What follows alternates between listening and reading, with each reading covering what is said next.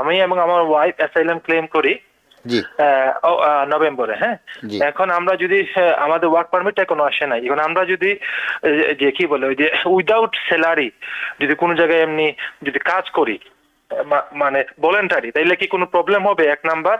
আর 2 নম্বর question হইল গিয়ে work permit কি ভাই এখন মানে ডিলে করতে পারেনি না আরো মানে টাইমলি দিয়ে দিবে?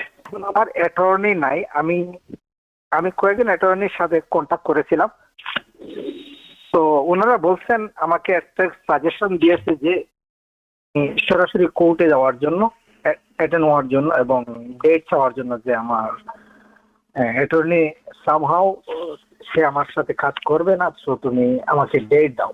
এটা কি সঠিক হবে আমার যাওয়াটা?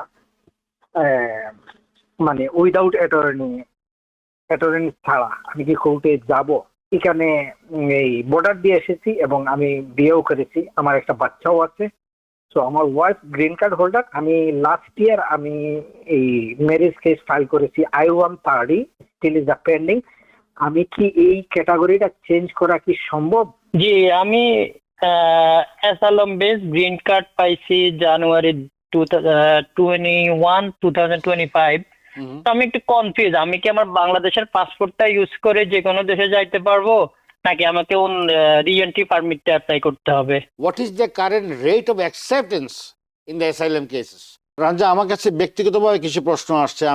আমি আজকে টক শোর আগে অনেকে আমাকে ফোন করেছেন, অনেকে জানতে চাচ্ছেন যারা এখন যাদের ফিঙ্গারপ্রিন্ট হচ্ছে অ্যাসাইলামের জন্য, যারা ফিঙ্গারপ্রিন্ট দিচ্ছেন, অনেকের আমি জানি, ওরা আমাকে বলেছে ওনাদের আগামীকালকেও ফিঙ্গার ডেট আছে, পরে ওনার ছেলে আছে, মেয়ের আছে, ফ্যামিলি মেম্বারদের একই দিন একই জনের ডেট পড়েছে।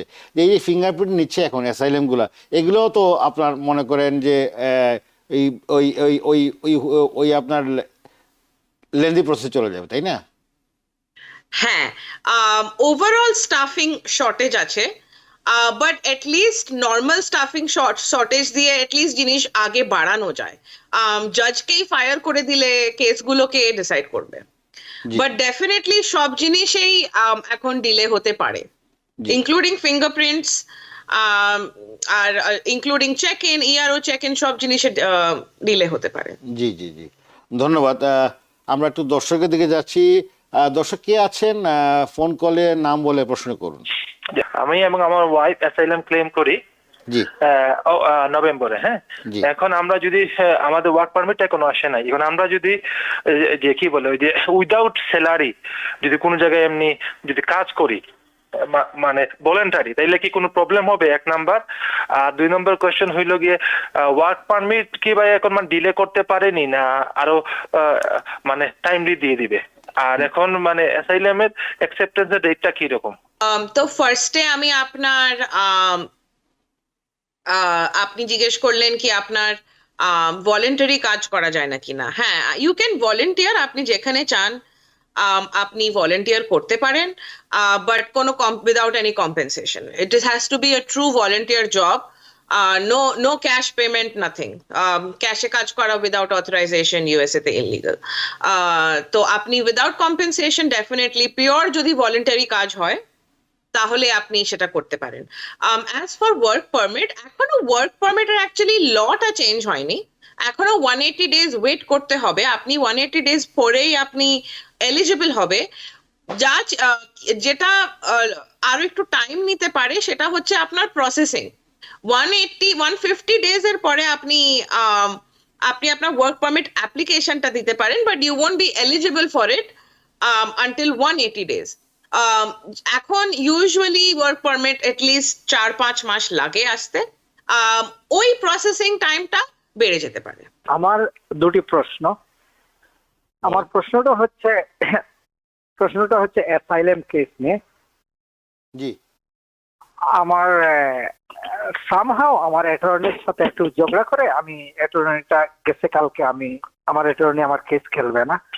সো এর জন্য আমার ফাইনাল হিয়ারিং হচ্ছে যে 24 ফেব্রুয়ারি 24। সো এখন আমার অ্যাটর্নি নাই।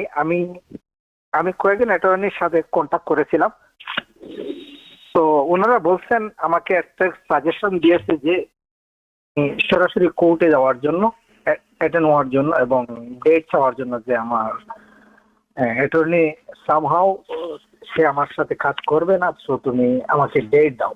এটা কি সঠিক হবে আমার যাওয়াটা, মানে উইদাউট অ্যাটর্নি ছাড়া আমি কি কোর্টে যাব?